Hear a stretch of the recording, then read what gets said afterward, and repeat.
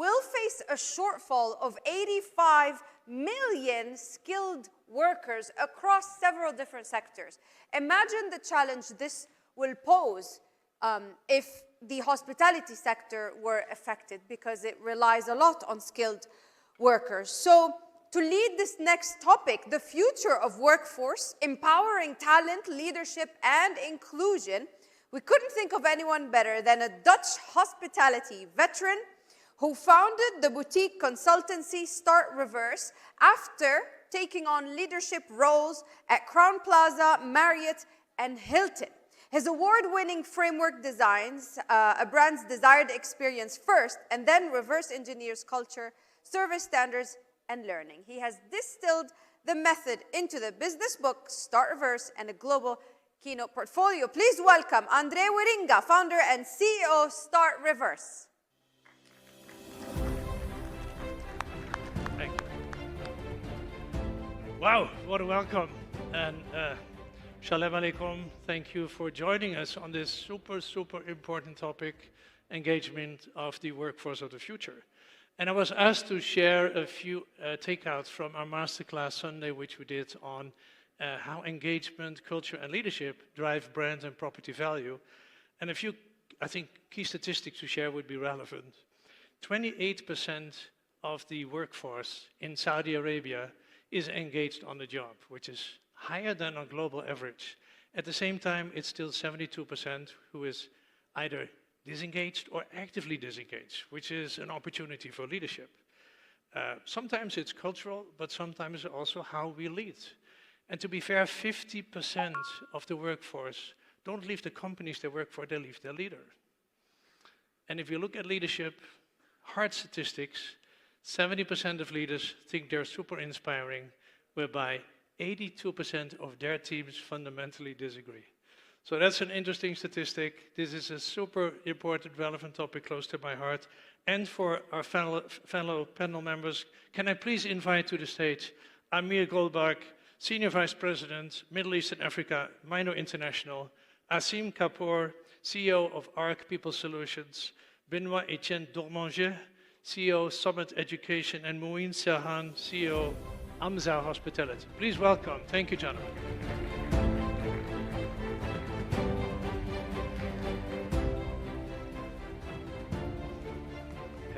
Have a seat. Wonderful. Oh, when I got this question, I was so excited. I mean, this is topic super close to my heart, and I know it is close to yours as well. Yeah, this is better, right? Yeah. So, welcome again, gentlemen. Thanks for joining. And I want to start off with a question. Amir, this one is for you. Just imagine we have self-driving limousines. We have HI-powered concierge. We have self-check-in. We have self-checkout. We have robots cooking for us. We have robots cleaning for us. We have automated revenue management and reputation management.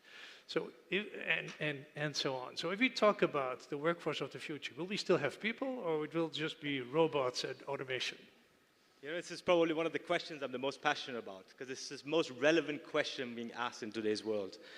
And I can assure you with absolute certainty, in particular in our field of the business, there's not a chance on earth that the people in the front are going to be replaced by any robots. You know, we're a high-touch, high-engagement, experiential business. This business is led and driven by people. It's the emotions that you capture, and that can only be related through people connecting with each other. So if there's one thing that I've taken away, in particular in the world of AI, and don't get me wrong, I'm a big believer in AI. I'm a big adopter of AI, and I do it actively in my own office. I encourage our hotels to get involved with driving productivity, efficiencies, especially in the back of house. But the beauty of it is, it drives your efficiency in the heart of house to maximize your support in the front of house. So what it does is actually gives us the ability now to hyper-personalize, crunch data, make sure that we can do more for our guests through the adoption of AI. So in contrary, I actually think it's going to be an enabler to driving a lot more engagement and a lot more touch points with the guests. What a relief. I'm so glad. Muin, you operate hotels, you have an academy. What is your view on this? Will we still have people that make the difference, or is it going to be automated? What would you say? You know, I have something really, I'm proud, I'm fortunate that we are working in Saudi Arabia under the leadership of the Holy Custodian.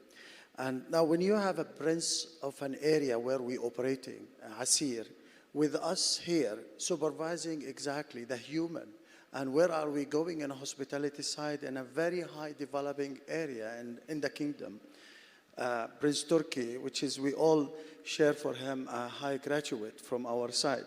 So thank you, Prince Turkey, for your support to the hospitality. Now, this is a testimony for a human. Now, and from here, you could move around toward the hospitality and our hotel.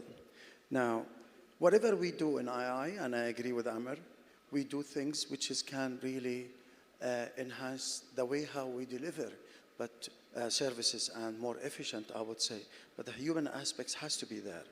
And more and above, the human aspects is a must in a place. Guess what, today, I was in a site visit around 1:30 in Riyadh here for a hotel which is, I would say they are trying to convert into an AI. To be honest with you, the moment I stepped in, I realized that it's like a ghost house. Although everything is seamless, working, perfect, knowing, high welcoming. You go to the elevator welcome you, but missing so much human interaction to the level that you go to your room, you use your key card to access the room. It's not really, it's good, but missing the human touch on that aspects. I always say people make places, right? So people bring the soul to a brand and nothing else. Benoît, you master in education, Benoît-Etienne, across the world. What is your take on, if we're looking at the evolving technology, changing expectations on guest experience, what do you see as the key skills that need to be developed for the future? What we observe today, and that's valid pretty much everywhere and backed by, I would say, many data points and many surveys, is that today you've got three main topics at the heart of industry players, hoteliers, students. First one is guests expect personalization of their stay. They expect personalization, and the old days of I'm a standardized brand are long gone. The issue is that there is willingness, but the industry is not ready. Right. 80% of the guests tell you, I want a personalized experience, and 30% of the hotelier tell you, I'm ready to drive it.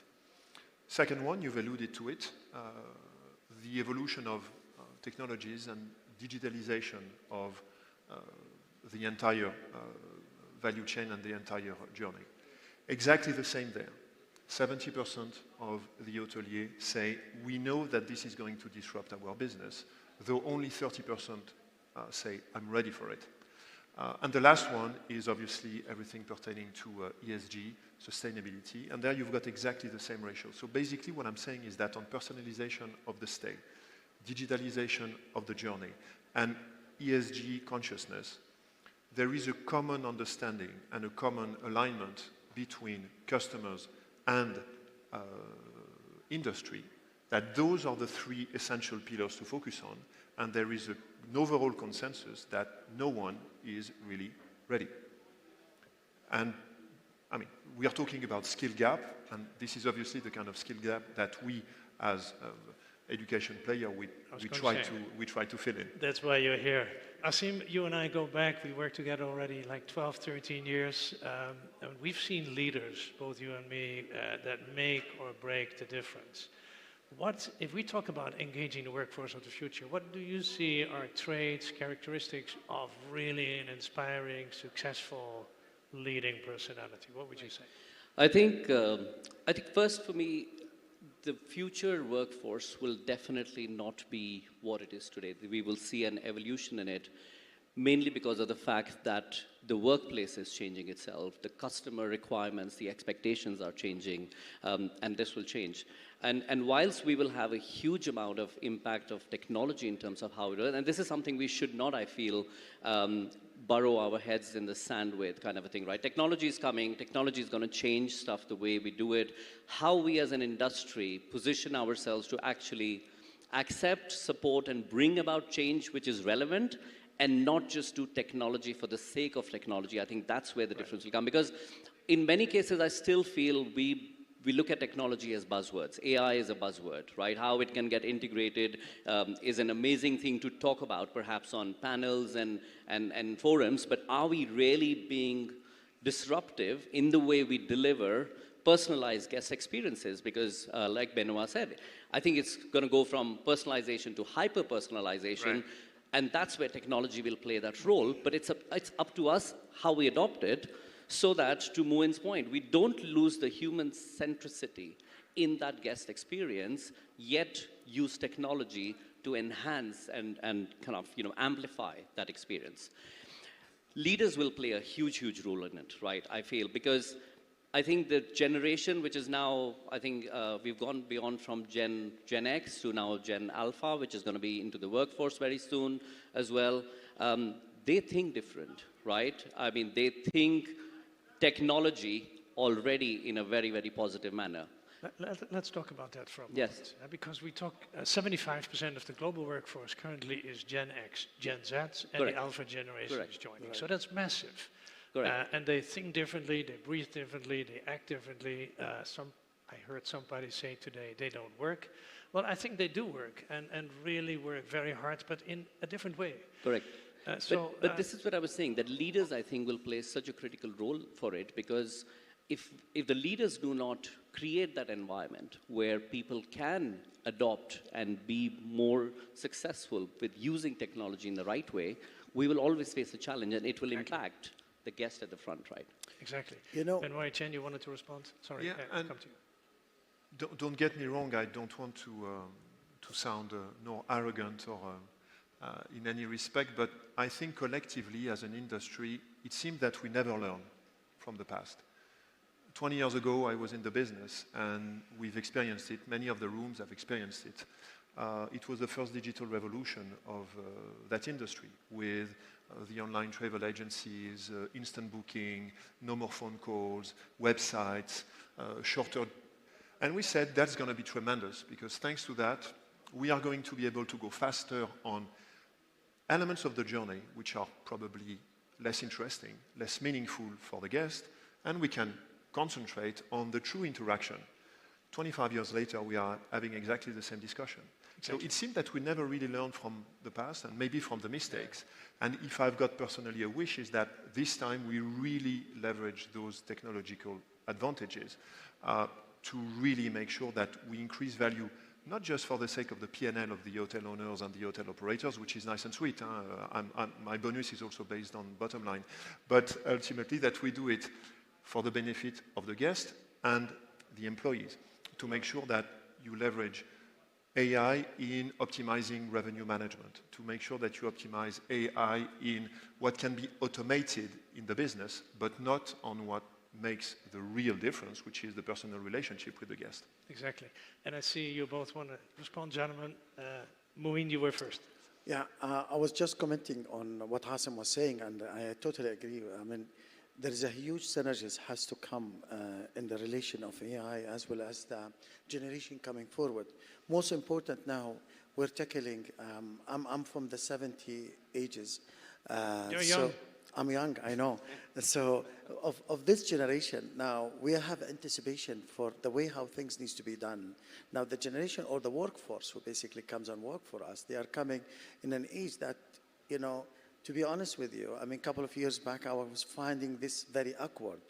The way how they look, the way how they feel, the way how they attend, that's if they attend.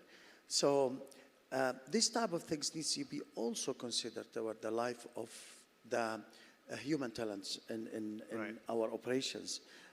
Prior to seeing exactly how we can synergize this relation with the AI and moving forward. But it's a complete ecosystem, I would say, had to be considered between all parties. If you consider this is a war between AI and human,